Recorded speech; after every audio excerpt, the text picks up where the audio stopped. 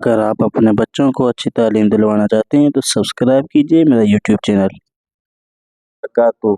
मैं हूं आपका भाई मोहम्मद बाज और आप देख रहे हैं मेरा यूट्यूब चैनल बाज वाहिद ऑफिशियल। कल हमने सबक पढ़ा था सियारफी हरूफ, यानी जो 3 हरफों से मिलकर बनते हैं, उनको जो है 3 अलिफ के बराबर खींच कर पढ़ा जाता है। वो सबक हमारा पहले चैप्टर के अंदर पूरा हुआ। अब हम शुरू होते हैं दूसरे चैप्टर के अंदर।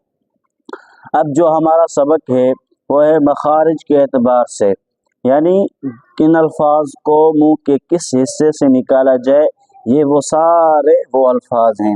यानी हमें कुरान पाक पढ़ने में अगर ये हमने अल्फाज सीख लिए, इनके मखारिज सीख लिए, तो हमें कुरान पाक पढ़ने में कोई दिक्कत नहीं होगी, कोई मुश्किलात पैदा नहीं होगी। पहले नंबर पर आता है ये हमज़ा हा। अब इसके अदा करने की जगह कौन सी है?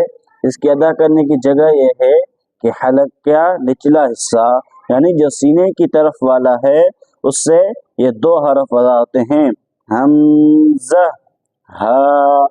और हलक का बीच वाला हिस्सा, यानी जो मुंह वाले हिस्से और सीने वाले की तरफ से जो हिस्सा है, उसके जो बीच में हलक का हिस्सा आता है, वो आइन हा।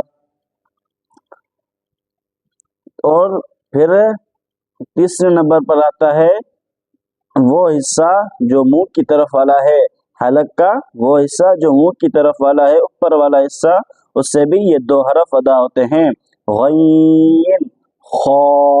सो हम ऐसे एक एक लाइन हर रोज पढ़ते रहेंगे। इसको हम अगर अपने जहन में रखेंगे सो ये हमारे लिए बहुत फायदेमंद बनेगा।